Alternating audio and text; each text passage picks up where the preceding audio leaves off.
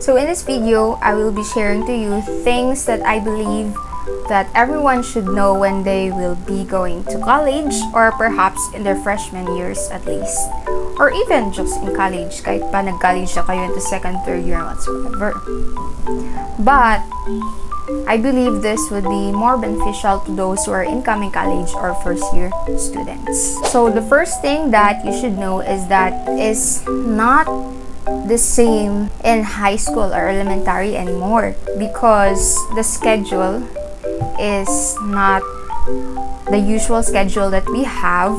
Monday, Tuesday, Wednesday, Thursday, Friday, like 5 days in a week, and then in 5 days is like full day kayong magkaklase until 4:30. Usually the start is 7:30 to 4:30. So that's, and then the lunch time would be like 12 to 1 p.m. So that's like elementary and so high school. But in college, the schedule would be very different, because most of the time there would be sometimes, well it really depends on the kind of schedules, the available subject that you would take, because there would be days wherein you would have only one class or one subject. There would be days wherein you will be having classes in the evening, yes, evening, like 6 to 9 p.m. and there will be classes on Saturdays. Now, this is not always the case, but this can happen. So expect that the scheduling would be very different in college compared to high school and elementary. There will be terms that you need to know, like the number of units, the subject number, syllabus. Yan. Important yan, because as far as I know, I don't know for other schools, but when I was in elementary and in high school, there's no such thing as units. Like, the grade would be like 100%, so like 85, 81, 82, and so on. But in college, there would be units. Now, what is this unit? So unit is actually like, in simple terms, unit is like kung gaano kabigat yung subject na yun. And usually, the major subject is the one with the heaviest unit.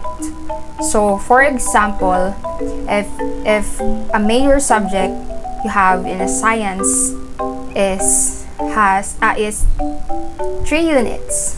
So, these 3 units, meaning to say it will affect your overall jiwa at the end more than the subject that has lesser unit.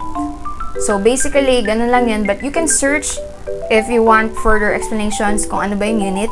But in simple terms, each subject has a number of units, and it's like kung gaano kabigat ang subject na yun, and of course, mas mabigat ang major subjects than minor subjects.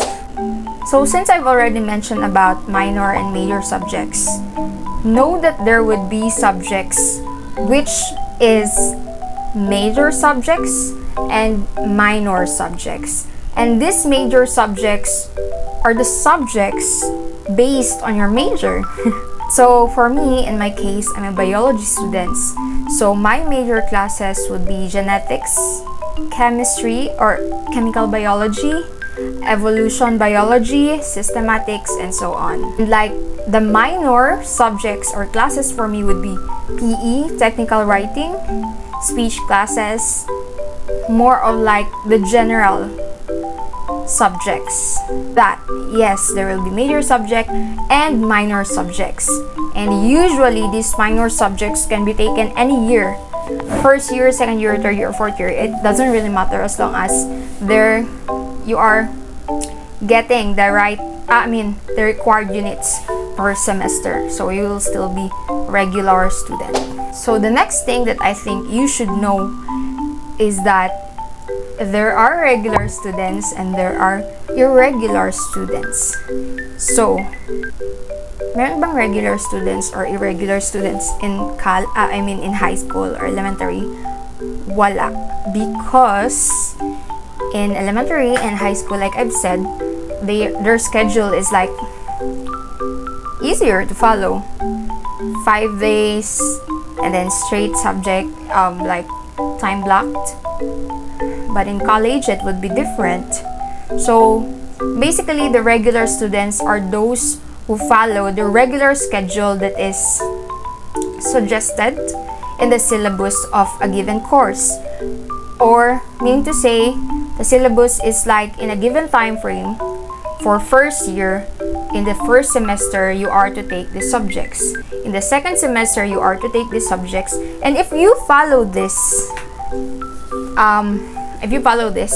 specifically on the major subjects, it's specific on the major subjects. If you follow this flow of taking these subjects, then therefore, you are a regular student.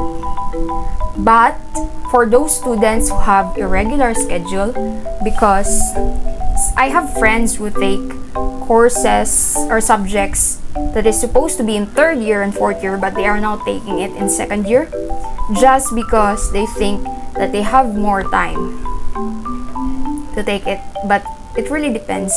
But for me, it's just a regular schedule. So next is the word or term Deanslist.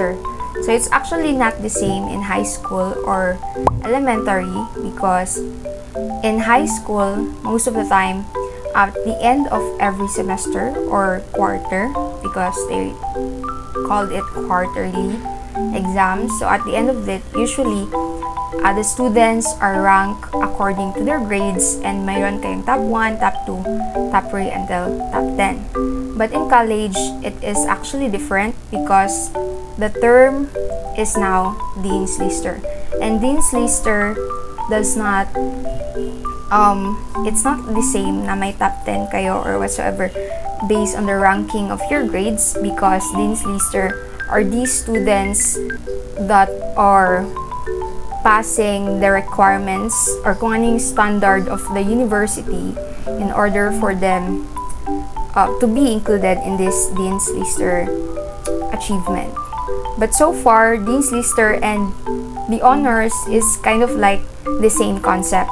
These students are the ones who have acquired high grades compared to the other students. So the next thing that you should know is that there are actually required number of units to take each semester. So this required number of units, I've mentioned earlier about units and subject and kung anong meaning nun. So these total number of units would determine whether you would be a regular student or irregular student. So the next two terms would be overloading and underloading. So what is this overloading and underloading? Overloading is basically taking more units than the required number of units. So take for example, in first year, in the first semester, you are required to take 24 units.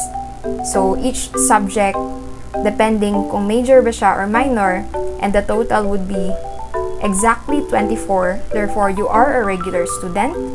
But if you have the time and gusto mong to take in advance another subject, then it would be over 24 units.